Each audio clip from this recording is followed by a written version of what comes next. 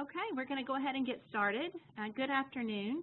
Welcome to today's Stakeholder webinar with Arkansas Department of Human Services and Optum. This webinar is brought to you by AFMC, and we will be discussing the transition from RSPMI to OBHS, Supplemental Information Form, and the Embedded Assessor. Before we get started, I'd like to go over a few logistics. To eliminate background noise, phone lines are being muted during today's event. If you are a panelist, please mute your phone to prevent background noise. Questions may be submitted through the online Q&A section located to the right of your screen, and we will answer questions at the end of the session. Today's event will be recorded. I'm now going to turn the presentation over to Sherry Proffer with the Department of Licensure and Certification to discuss the provider transition from RSPMI to OBH. Sherry? Thank you very much. Thank you for joining us out there. I'm here today to discuss the licensure and certification process from the RSPMIs transitioning over to OBHS. I work for the Division of Provider Services and Quality Assurance, and I'm over the Department of Licensure and Certification. Just a little bit of background. I'm a registered nurse, been with the department with Department of Human Services for 23 years, and currently been with the state for 28. So let's go ahead and get started. The Division of Provider Services and Quality Assurance was developed from various divisions within the Department of Human Services. These include the Division of Medical Services, Division of Aging and Adult Services, Division of Behavioral Health, Division of Child Care, and Division of Developmental Disability Services. The goal of the new division is to ensure consistency in the licensure, certification, survey, and enforcement process. The division will also ensure that an across-the-board quality assurance and training program is designed and develop and provide a workforce process. The division currently licenses and certifies behavioral health agencies, independent licensed practitioners, early intervention day treatment, and the ADDTs, which will start July 1, or should start July 1, assisted living facilities, adult daycare, adult day health care, and all the waiver providers. The transition process to eliminate the rehab services for persons with mental illness, RSPMI program, licensed mental health practitioner program, and the Substance Abuse Treatment Services, SATS program, was approved and implemented to the outpatient behavioral health services. Clients currently served by the RSPMI, LMHP, and SATS programs began transitioning to the outpatient behavioral health program last July of 17. RSPMI, LMHP, and SATS will cease to exist June 30th of 2018, and no Arkansas Medicaid payments will occur to any RSPMI, LMHP, or SATS provider for service provided after June 30th, 2018, which means that for all of you RSPMI providers out there, you will need to transition to outpatient behavioral health as a behavioral health agency with additional certifications before that deadline on June 30th of 2018. Effective July 2018, all RSPMI providers, like I said, shall transition to OBHS or lose their ability to bill Medicaid. The Division of Provider Services and Quality Assurance has the responsibility of the licensure and certification of all RSPMI providers grandfathering into OBHS. The current RSPMI provider shall notify DPSQA, which is Division of Provider Services and Quality Assurance, of their intent to transfer and the transfer date. Since the last time, we've developed a new form, and we'll be going over that in a little bit at the end of the program here. Once the current RSPMI provider decides to transfer to an OBHS provider as a behavioral health agency, the provider shall notify our office using the form that's attached and give us at least 2 weeks' notice for the smaller providers, that is. And the provider shall also notify DPSQA of their intent to provide additional certification services such as an acute crisis unit, community reintegration unit, partial hospitalization unit, therapeutic community, and indicate whether you want level 1 or level 2, and substance abuse treatment facility. The provider shall check the additional certification on the transfer form, and DHS shall conduct site visits before any additional certification is given. DHAs do not require a site visit. So when you request the form, it's not online, but I'll give you email addresses where we can send it to you if you request it. You'll see there that there's little boxes that you have to check for additional certification. On those acute crisis unit, community reintegration, partial hospitalization, etc., we will come out to where your site is once a completed application is accepted. We'll go out to the site, make sure that you meet the physical plant requirements, set your policies and procedures in place, that you at least have your staff identified.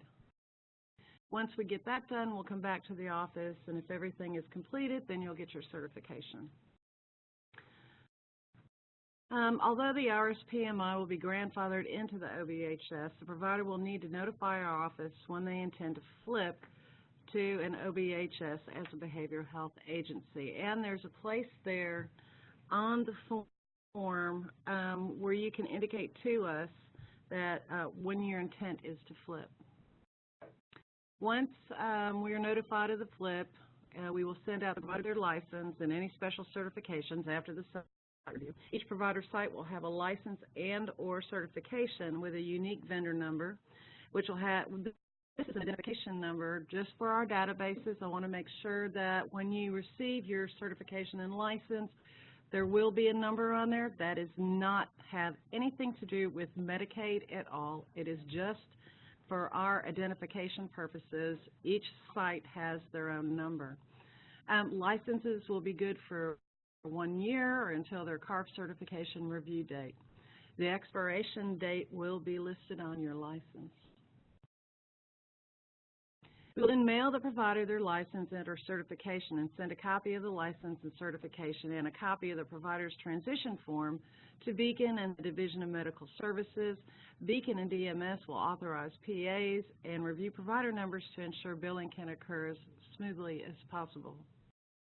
To ensure a smooth transition, we are requesting those providers with multiple sites, the large facilities or large providers, give DIPSCO at least a 30-day written notice of their intent to flip. Please realize that if every provider waits until the end of June, we will not be able to process the applications in a timely manner, thereby delaying your ability to bill and delaying the authorization of services. So if you have, what you can do is once you get the form, if you have an idea of when you want to flip, you can go ahead and send the form in to us, attach a note, and then on the form itself, it gives directions on to give us the date on which you wish to flip. So if you put that date there, drop us a note. If you email it to us and say, hey, I intend on flipping May the 15th, but I'm sending you this application now, that will give us time to process the application, do site reviews if required, and then go ahead and process your form, send it to DMS, send it to Beacon, and then they can start working on making sure your pre-PAs are done, that type of thing. So now we're going to talk about independently licensed practitioners. An ILP is an individual who is licensed to engage in private independent practice by the appropriate state board. The following license can qualify as ILPs: licensed certified social worker, licensed marital and family therapist, licensed psychologist, licensed psych examiner, and licensed professional counselor. ILPs may only provide Tier 1 services and shall not have mental health paraprofessionals. The expiration date is listed on the license. Well, actually, y'all will get certifications, I believe. The ILP may have multiple sites, but each site shall fill out an application form and each site shall be certified. A site visit shall occur before each site is certified to ensure compliance with the certification manual. Each site shall have its own name and provider number in order to bill Medicaid for services it performs. Sites may have more than one ILP working in the office, but each ILP shall have their own office and space to provide private individual counseling. Each ILP shall have their own provider number, and each ILP shall have their own policies and procedures as outlined in the ILP certification manual. Multiple ILPs occupying one site may utilize the same policies and procedures, but shall list the individual's name on each policy and procedure. All behavioral health agencies and their additional certification sites providing specialized services shall be licensed and certified separately. For example, if a BHA has a community reintegration site, a partial hospitalization site, and an acute crisis unit, all certification sites shall have a site visit conducted before they are certified, meet all the certification requirements for each specific certification site, and receive a separate certification for each site. Remember, the provider with several BHAs may not bill under one provider number, and each site shall have a separate provider number. Each BHA and additional certification site shall comply with the licensure certification regulations for each license and certification type. BHAs and those specialty certifications shall comply with the physical plant, staffing, and other requirements outlined in the licensure and certification manual, Medicaid manual, as well as any applicable city, state, county requirements, and the Arkansas Fire Prevention Code. The most stringent of each requirement shall be maintained. For example, the Arkansas Fire Prevention Code may state that you'll have to have a sprinkler system and a fire suppression system or alarm system that meets a certain requirement.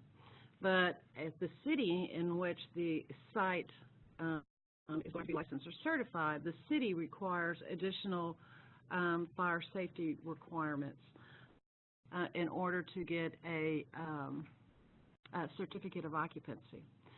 So even though the Arkansas Fire Prevention may have the minimum code, the facility shall also meet the city code as well. Partial hospitalization. Providers requesting a partial hospitalization certification in addition to their BHA license shall not provide educational services at their site. Educational services shall be provided at the school, as the partial hospitalization site is not authorized to provide services other than those outlined in the OBH Medicaid manual and certification manual.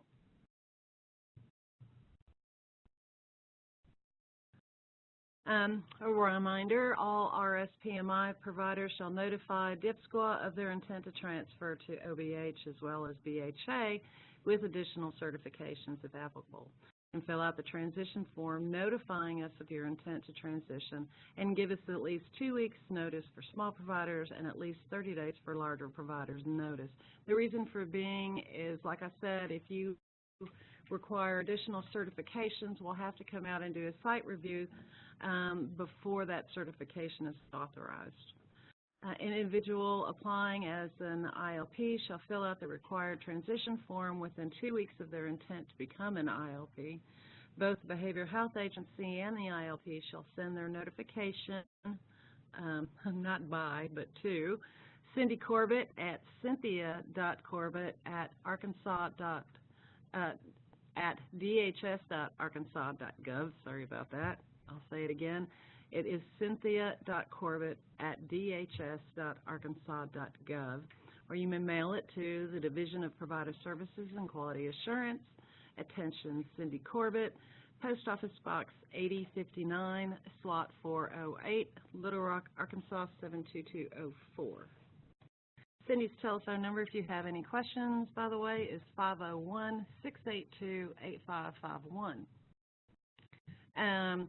DIPSQA website will soon have the fillable PDF form for y'all to find, but right now it's not available. So if you will email Cindy or me, then we can email the form to you.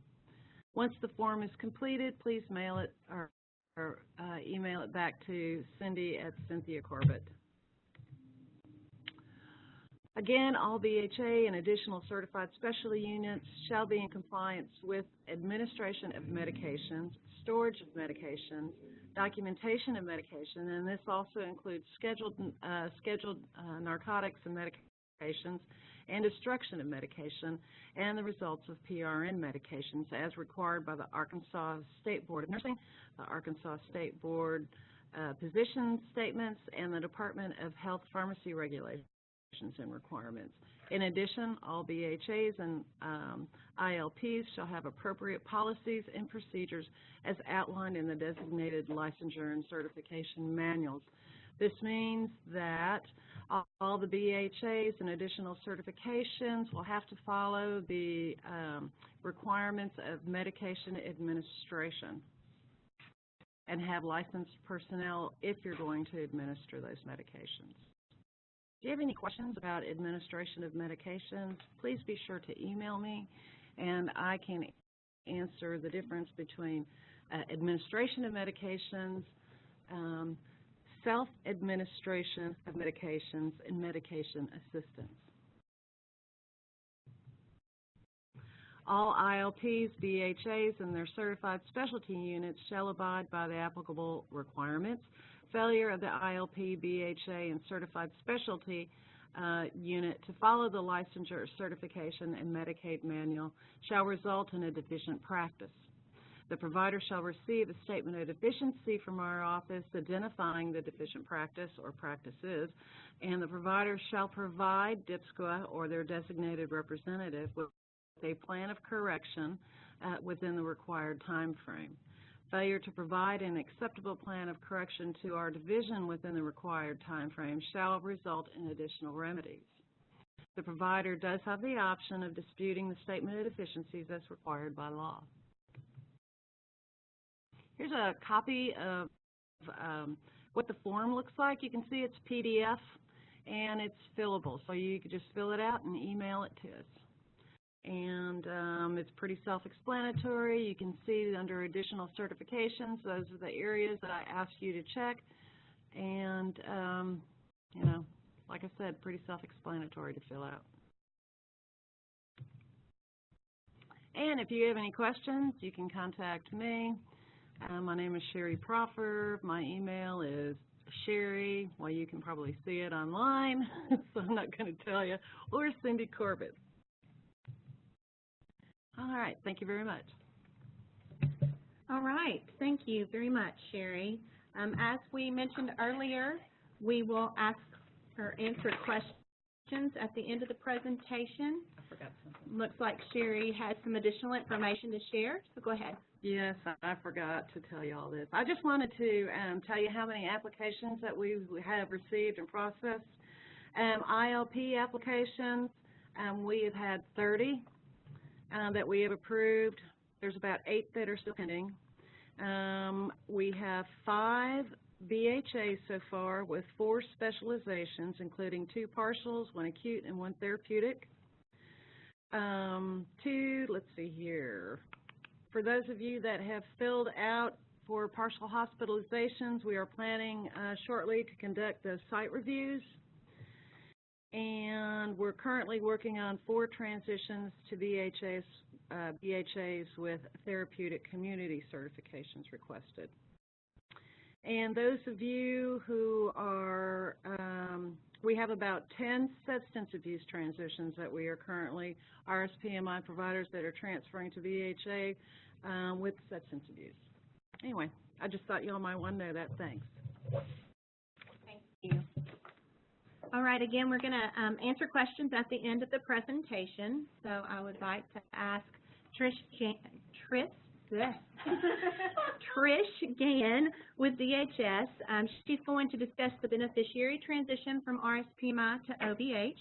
And then we're going to move into the supplemental information form as well as the embedded assessor information.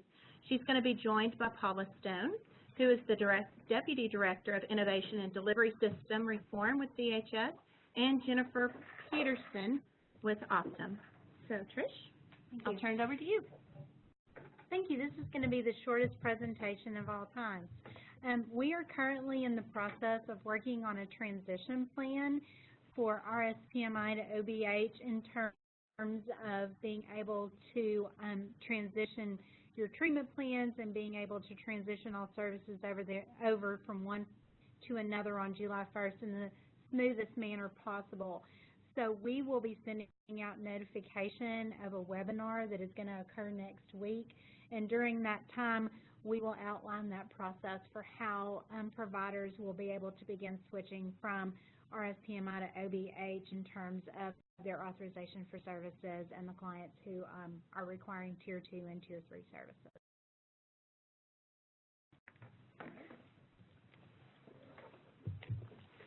Alrighty, we're going to transition over to the supplemental form. This is Jennifer Peterson. I'm with Optum, and I'd like just to have the opportunity to walk through the supplemental form. We're having great success with the use of this form in getting additional information considered in the independent assessments that are being completed at your locations and at an individually scheduled basis. So we wanted to have the opportunity just to walk through this supplemental form with you once again, and also to share some best practices related to the supplemental form. You will have these slides to refer back to, and it does provide you some specific examples of some really good quality information that has been shared that is very actionable for our assessors when they're completing the independent assessment.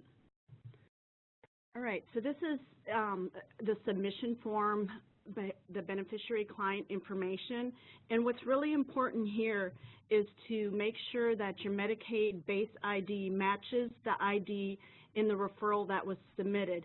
In order for this to be a successful match, we need to make sure that when you submit the supplemental form, you use the same Medicaid base ID. You will now get an email when you have a successful match. If you do not have a successful match, you will also get notice of that so that you can check back with that.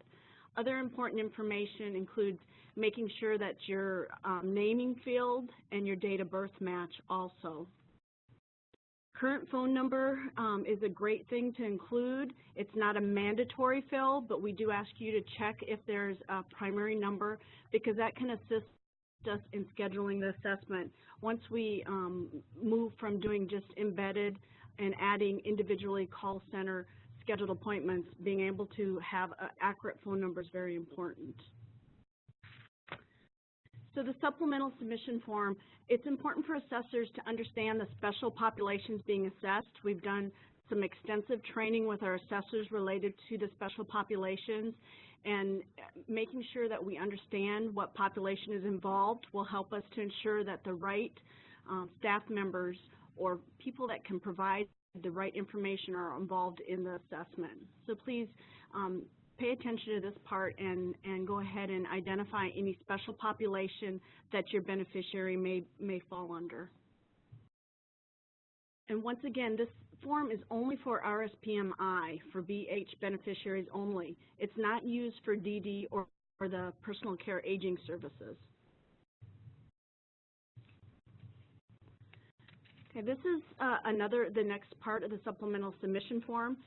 Important to recognize here that multiple boxes can be checked. You can check anything that's appropriate to the beneficiary that you're completing the supplemental form on.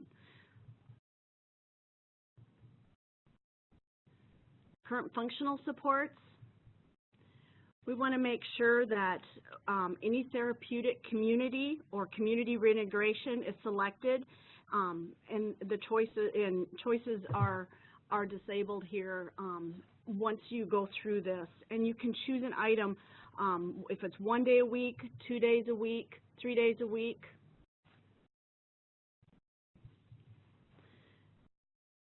And once again, you'll have drop-down boxes here where you can choose particular locations. Same options will apply to the paraprofessional services.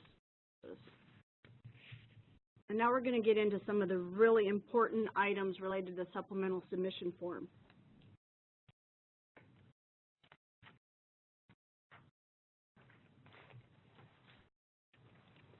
All right, so with the behaviors, this is where the functional supports that are provided within services, what you're providing as functional supports for those beneficiaries are very important. We have allowed you to be able to list up to 5 behaviors and cite relevant history. And this is very important to look at it from a functional arena and not from a clinical perspective. And you can look at the treatment over a period of time. Now, there is a field limitation of 200 characters here, but we have found that providers that are using this and doing a really good job with quality input are able to apply that information within the 200-character limit. And then finally, the last thing that you'll be doing is providing your submission form, whoever is completing the supplemental information form information. And having a good email address is important here because we will provide you confirmation that your supplemental form has been received and matched, or if there's any issues, recognize that.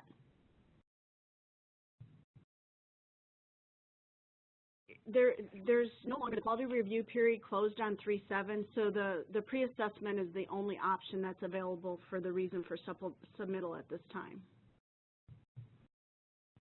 And I'm going to turn it over to Paula Stone, and she's going to share with you some best practices related to these supplemental forms. Good afternoon, everyone. I know we've done examples in the past, and we've really focused a lot on adults in the past. These focus more on child issues, and just go through some of these examples. So in the first one, this child is having extreme inattention that affects his ability to concentrate in class on a weekly basis and causes removal from the classroom. So you see both the symptom, but then you really see the level of impact that has, like on a weekly basis, and then you've got the action that happens because of the symptom, which is removal from the classroom. And the frequency of supports provided, you could say something like they receive paraprofessional intervention in a school setting 2 to 3 times per week to improve concentration and reduce incidents of school-related issues. So you're saying what you're providing, but you're also talking about providing it in a school setting, and that you're linking it back to it decreases his need to be removed from the classroom. The second behavior is arguing with adults and peers at school on a weekly basis. And this one, instead of just having the symptom and the frequency of the symptom like you would on your treatment plan, you're also saying that it's resulting in school suspensions. So you're saying the evidence of the behavior, and then you're saying the consequence of the behavior both, so the assessor would have that information. And the frequency of supports provided, and again, this is not just the services, but support. So they attend group therapy, they receive the intervention to address hostility and arguing with peers and adults to avoid removal from the classroom and school suspension. So what you're doing is providing things that keep him in school. The next one is problems with authority figures and actively defies rules at schools on a weekly basis. And this is resulting in the client being placed in an alternative learning environment. So this child has, obviously, the assessor is going to be able to see that not only have they had problems, but they've been extensive enough for that child to be placed in a different learning environment. And again, over here on our frequency of supports provided, we've got receiving paraprofessional or professional services 4 to 5 days per week to maintain behavioral gains and prevent referrals to psychiatric residential and law enforcement involvement. So you're really showing that this child is on the edge of going either into a juvenile detention center or psychiatric residential, and that the supports that you're providing are preventing that from happening.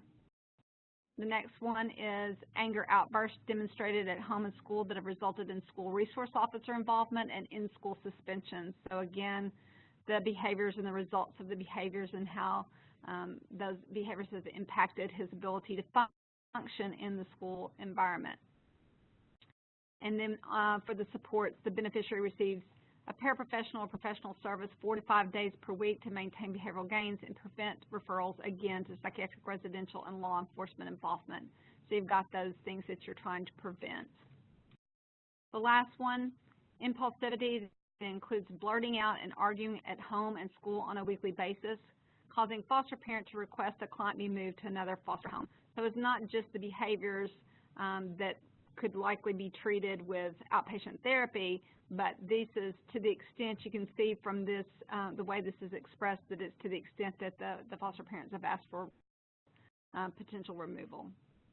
And this support is beneficiary attends and receives multiple services in the school setting, and support provided weekly to new foster parent to assist them in managing behaviors. So you can see the supports that you're providing are keeping that child from leaving another foster home and also keeping that child in a school setting.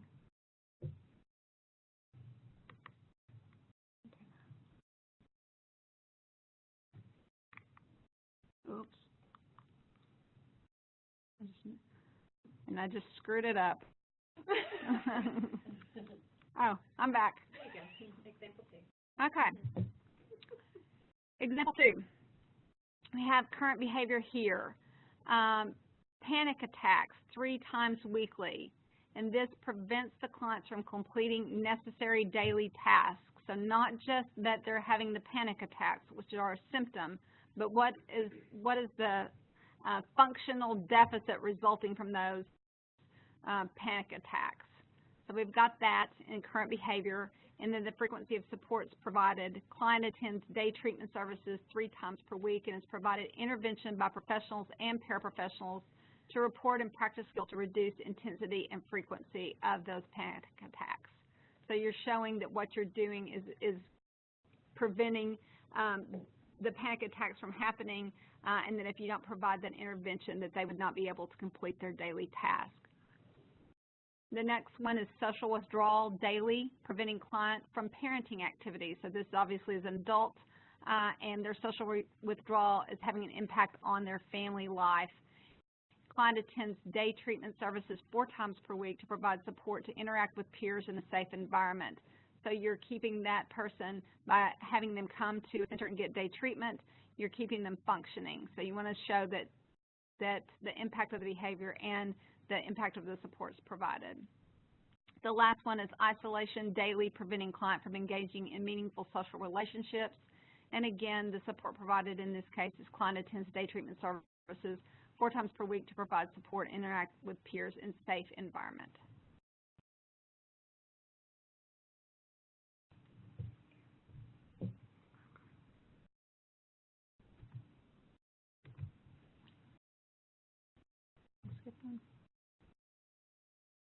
Okay, now we're at example 3.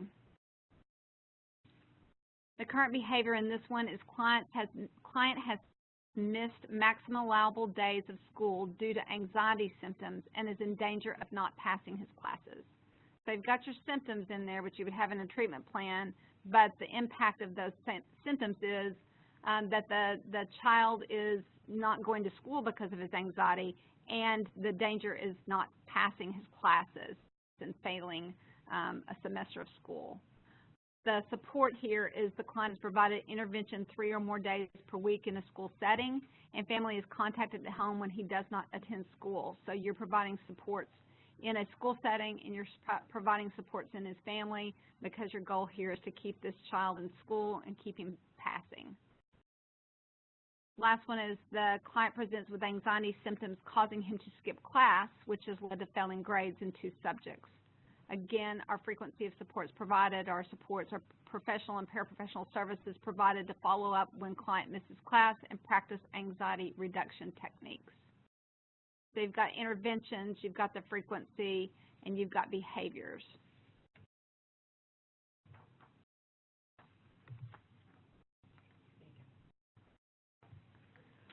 I'm going to turn it over to John McNally. Good afternoon. John McNally from Optum. I just want to go over some, just the overview of the embedded process and kind of the cadence of meetings and some of the best practices that we have gleaned from working with various providers thus far. So the process starts off with a 2-week touch base initial between the Optum team and the provider group. Really, at this time, we had sent all of the beneficiaries that are in our system that have gone through state to us, all the RSPM authorizations. List goes out to the provider, discuss the initial site to start off at, and also discuss how to use the tools and some of the best practices that we've learned thus far.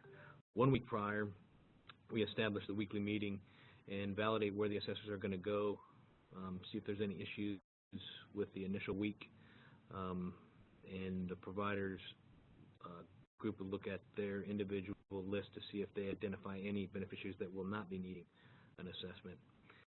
Once we kick off the initial site, we weekly meet and discuss when to move around assessors to different locations, increase assessor strength to meet the needs of each individual provider, and discuss how to change the processes to meet the needs of the provider and their patient population as we go along.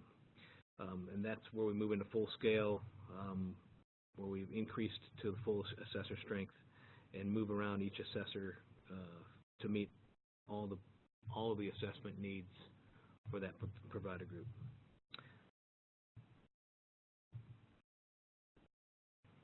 Now I want to introduce a few of our best practices that we've learned. I just want to caveat this with every organization is unique. Every organization has its own size, resources, geography, challenges, patient population, unique behavior characteristics. So not all of these best practices work for everyone, but please take these and consider them when we do the assessments, embedded assessments. Making appointments 2 weeks out in advance, it works best. This is a best practice for most appointments, most appointing processes. It allows for moving assessors around to meet the demands that another site might be more successful at appointing. It also allows for the 6 assessments booked per assessor per day to be fulfilled. We initially start off with the basic schedule of 1 hour per assessment, starting at 9, ending at 3. I would just say that many sites will modify this to meet the needs of their patient population, and we're definitely amenable to that. Second best practice is to share the scheduled list with the working assessor. There's many benefits for sharing the scheduled list. The assessor, our assessors, when they do have time, they'll call the beneficiary the day prior to build rapport and remind the patient of appointment. We found that this helps reduce the no-show rate by a large amount. It also allows our assessor to ensure the beneficiary is in the system and not previously assessed. And it helps us jointly track with both the provider group and the assessor to stay on track. Many sites have utilized double booking as a best practice. It does not work for every site. It depends on the knowledge of your patient population. Some sites do know the no-show rate for their site, and it definitely helps to make up for that by double booking. It also is much more effective if there's more than one assessor on site, as one assessor might be able to finish their. No assessment is the same. Some assessments are a little less lengthy than others, and then one assessor might be able to fit in another patient, depending on how the day goes, or there might be a no-show on their side. The last one would be share the appointing process with the on-location assessor. We have had sites where we, whether it be because the assessments have ended early or there's been some no-shows, the assessor has pitched in to help the appointing process and fill schedules, and we found this to be very effective.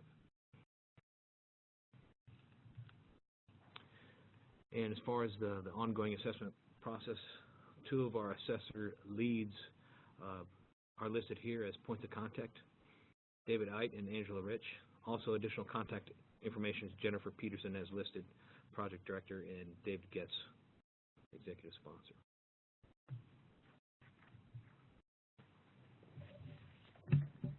All right. Thank you very much to the 3 of you, or 4 of you. I am going to ask a couple of questions. There's been several questions, but several of them are duplicates. So I've tried to weed through those. So going from the last presentation, they're asking when the results of the quality review will be available.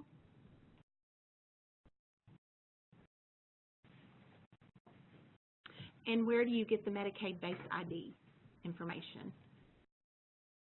Okay, the base Medicaid information, that would probably come over from information that you all have. I mean, we get it in our referrals from DHS, so I'm not sure that I can validate where that, but I would believe DSS.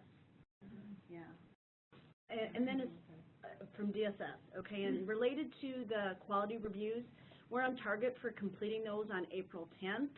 We will then be sitting down with our partners with the behavioral health team at DHS. We'll go through them, and we're on target to start sending out results related to those quality reviews shortly after the April 10th timeframe. Jennifer, can you hear me now? Sorry. Yes. Hey, Dave.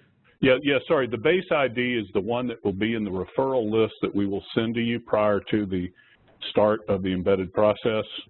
That's the only ID we have in our system, and it's the one we have to use to match. We've called it the base ID. There's apparently a lot of variability in Medicaid IDs, as you probably well know, but that's the one we need to use to be able to match to. Thanks, Dave. And that's spot on. And now that you say that, it makes total sense. That comes over when we start the embedded process with you all. You'll have a referral list, and there'll be Medicaid ID numbers in there, and those are the ones that we have in our system in order to match supplemental forms. Okay, and one of the next questions is, how many of these assessments have been completed to date, and how many, can we get an update on the number of assessors that are out there doing the work now? Yes. And I can give you the total. So completed to date, I got this number today, is 8,691 behavioral health assessments. And then we currently have around 50 assessors who are in production. We have additional assessors who are in training that will be moving into production.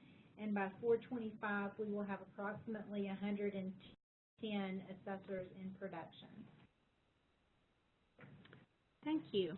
Okay, a couple of other ones have come through for this particular part of the presentation. So when and how will providers assess the tier and pass assignment of the new referrals who have been previously assessed?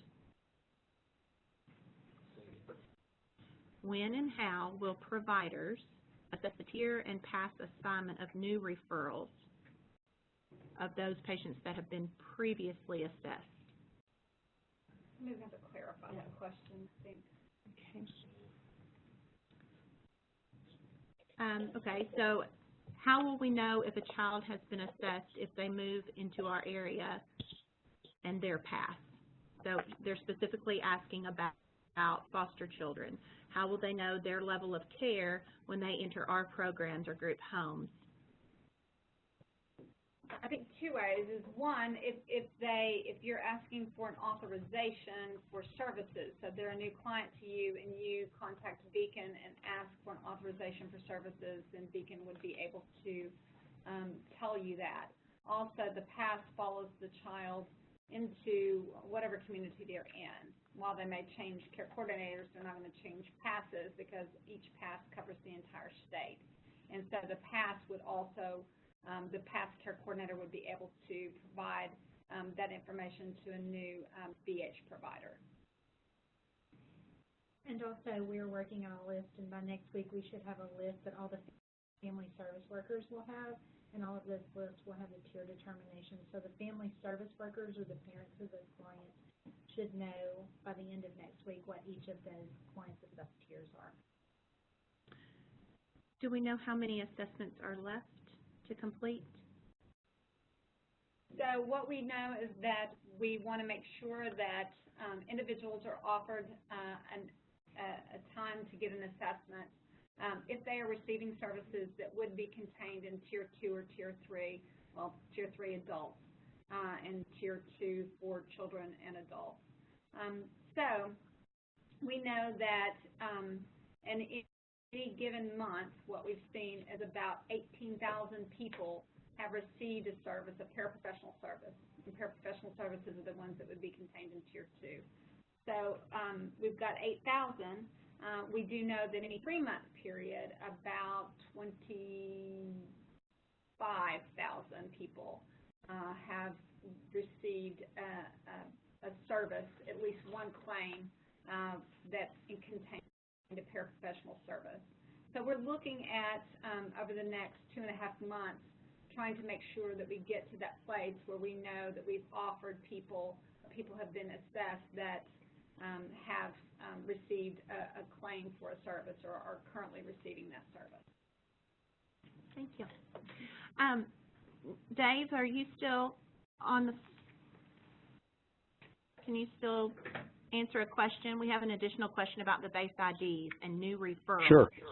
So they're wanting to know, how do they get those base IDs on these new referrals, because they won't have the list that you referred to.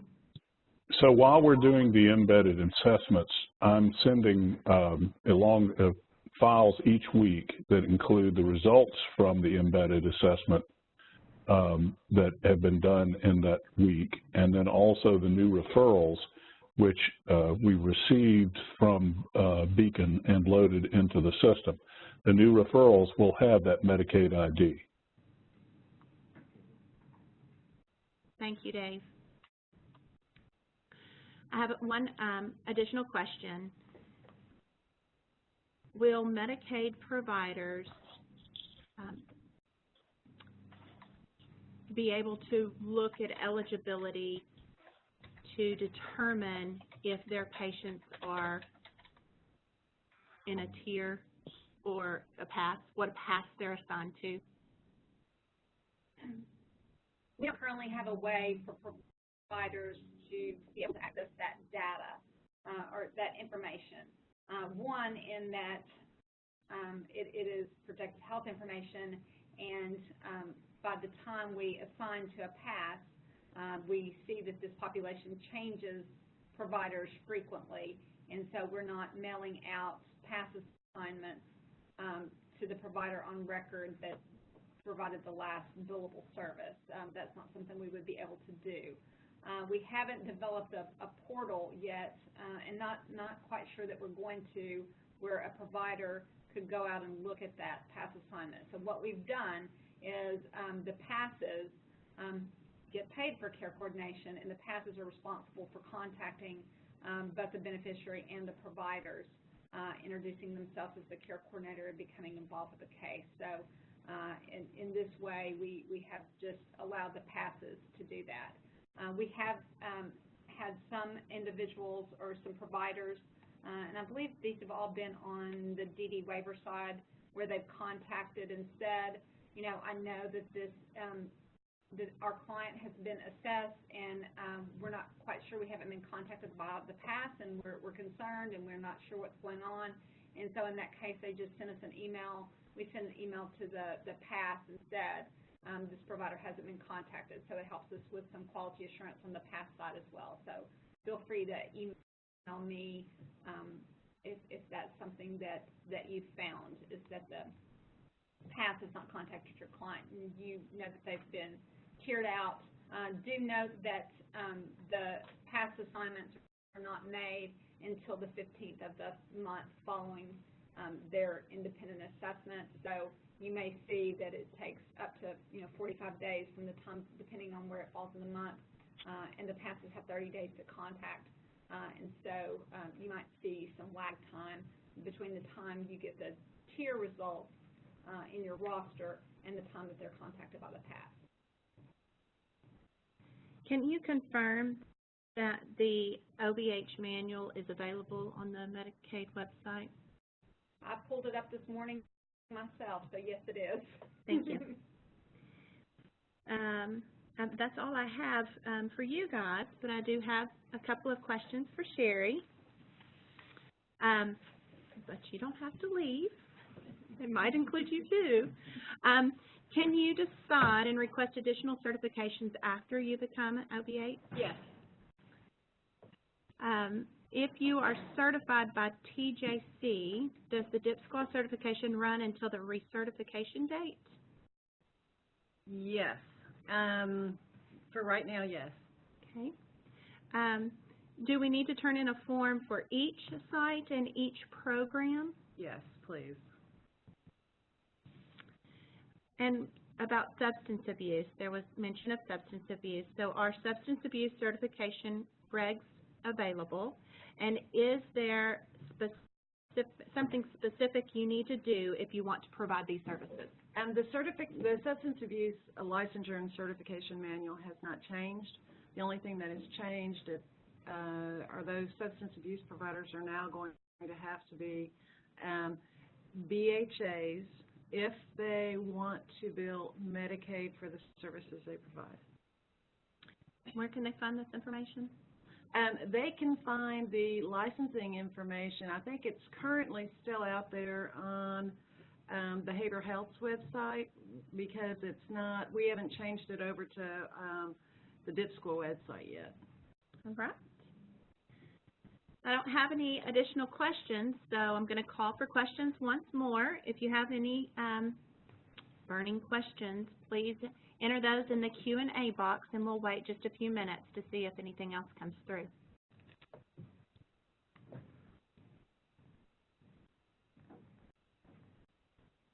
I have a question about reimbursement rates and the switching from RSPMI to OBH.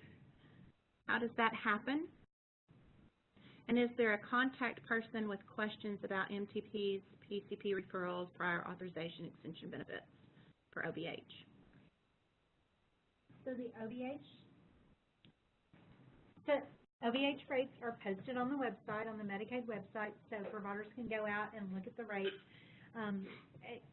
Those rates go into effect on July 1st when providers change over from RSPMI to OBH, or if they switch earlier, then those rates would go into effect when they became an OBH agency.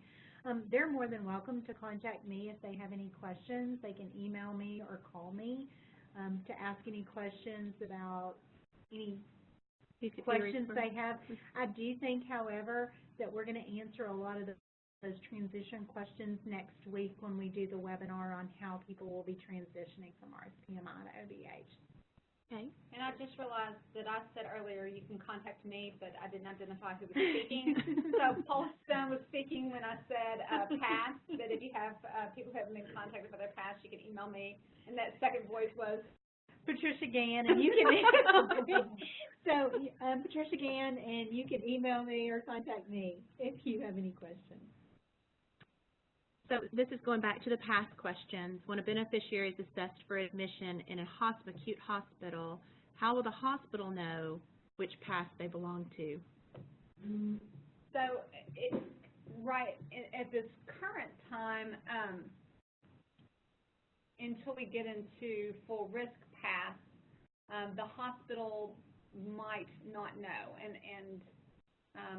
but my hope is that all the passes have done a good job with their care coordination, and that they've had a broader look at that, which means that they're looking at all of the plans, and that they would have already established a relationship with the psych unit on the hospital if that's something that the beneficiary accesses.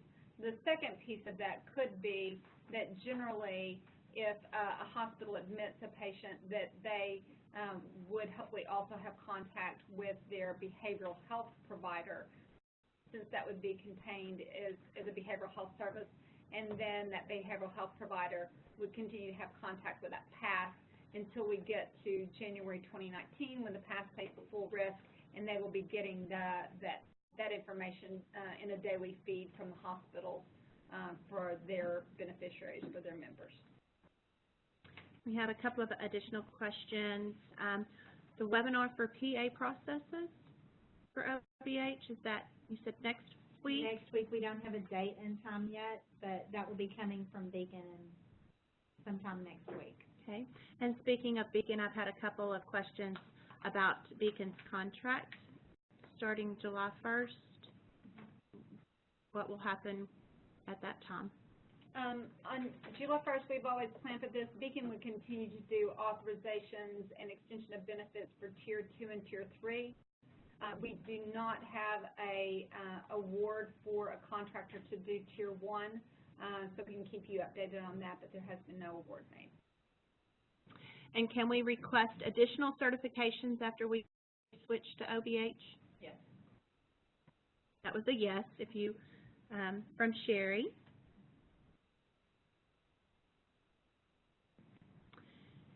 Have there been any revisions or plans to revise the published OBH manual? So, and we've talked about the possibility of revising the OBH manual. But what we do know is that when the passes go full risk on January 2019, that many of the services contained in that OBH manual would only be available through the pass reimbursing for those services. And so we would wait until any transition that we do to the pass model before making any changes to the OBH manual. And the last question I have is about the process being clarified for the prior authorization process starting July 1st. And I think we mentioned there is a webinar coming up next week, and so you will be receiving additional information on that. You will. I know everyone is real anxious about that, and to be honest with you, I'd be real anxious about that right now too. We are working on that process. We will have that webinar, and then if we need to, we'll have an additional webinar. I know some people may not be able to work it into their schedules on really short notice, so we'll be also giving you some additional information. We'll probably be emailing you out some information through that distribution list. So we just want you to know that we're gonna be doing everything we can to get that information into your hands as quickly as possible. I know you've entered your last quarter of submitting your RSPMI authorization for your final PA under RSPMI. I've been around 23 years. That's a little bit bittersweet for me. I'm sure for some of you as well. So, and there's some real anxiety around that. And please know that we will be addressing that next week, and we do have a plan. And just for confirmation, you said Beacon will continue to approve PAs on Tier 2, Tier 3. Yes, that's always been our plan, that any sort of authorization or extension of benefits for Tiers 2 and 3 would be continued through Beacon. We had always had that contract extended to December 31st, knowing that that would need to be transferred to a pass, and so on January 1st. So we've always had that plan that those would continue to go through Beacon for the remainder of their contract. All right. Don't see any additional questions, so I'm going to take one last call for questions. Again, put your questions in the Q&A box.